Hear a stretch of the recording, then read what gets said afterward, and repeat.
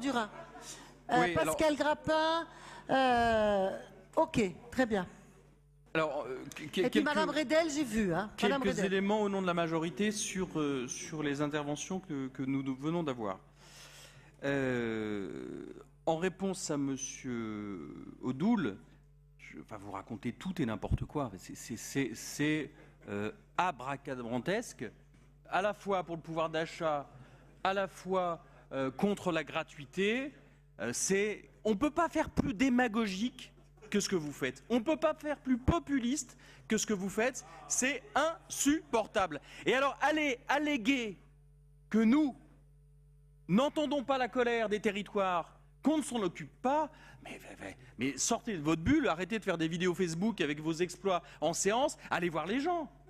Parce que nous, les territoires, les VP, les vice-présidents de la région, les conseillers régionaux, les élus qui ne sont pas des élites, la rhétorique des baronnies, les gens d'en haut, enfin, on est de plein pied avec la société, nous, monsieur Odoul, hein.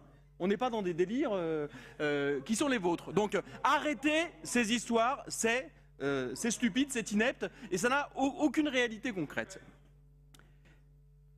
Sur l'intervention plus structurée, évidemment, de notre collègue Joyandet. Tout le monde a compris que c'était pas une bonne session pour vous. Mais la précédente n'était pas bonne non plus. La dernière fois, vous pensiez nous faire la peau sur la question de la sécheresse, manque de peau, on a été au rendez-vous et c'est reconnu par tout le monde, par la profession agricole, par les agriculteurs eux-mêmes, par les chambres. Et cette session, manque de peau, on a la gratuité, on tient nos engagements, on fait le boulot pour lequel on a été élu. Alors, on peut... Alors, je vous remercie, monsieur Joyandet, parce que vous contribuez à l'atteinte des ODD. C'est-à-dire que vous êtes dans une politique de recyclage qui vous honore. Vous recyclez les mêmes arguments en permanence. Et du coup, votre fonds de commerce, c'est le recyclage. Parce que les cartes grises, on va en entendre parler jusqu'en 2058. Et l'autre sujet, c'est l'Uchronie. C'est-à-dire que si on avait gagné, les choses se seraient passées autrement. Ah, effectivement, on peut réinventer l'histoire. Sauf que c'est nous qui avons gagné les élections. On a pris... Attendez, je finis, monsieur Joyandet, ça va, attendez. Et pas d'effet de manche. Attendez, pas d'effet de manche. Ça suffit.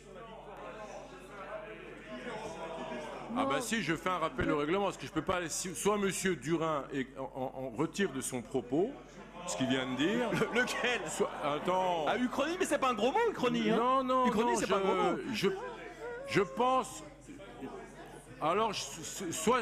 J'ai peut-être pas bien compris... Ah non, vous avez mal compris. J'ai peut-être pas bien compris. Chers collègues, je me permettrai pas, j'ai trop de respect pour vous. Mais si j'ai mal compris, c'était quand même à la limite, quoi. Non, je suis taquin. Borderline, qu'on dit. Je suis taquin, jamais méchant. Je suis taquin, mais jamais méchant. Monsieur Durin, il faut rester correct, d'accord? Je le suis. Ah, j'ai encore à apprendre. J'ai encore à apprendre de vous, monsieur Joyandet, mais... Je vous admire d'une certaine manière. Donc du coup, recyclage et uchronie, ça fait pas une politique.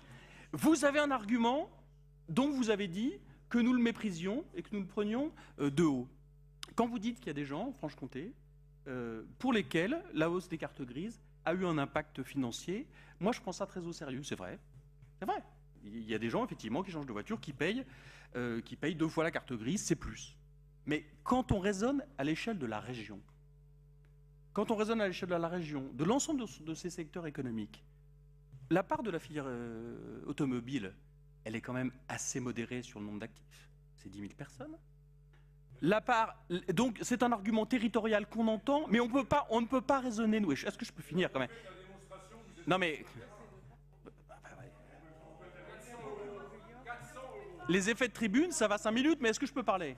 Donc, c'est un argument territorial qu'on entend, mais on ne peut pas fonder une politique sur une petite partie de la population et sur une petite partie du territoire.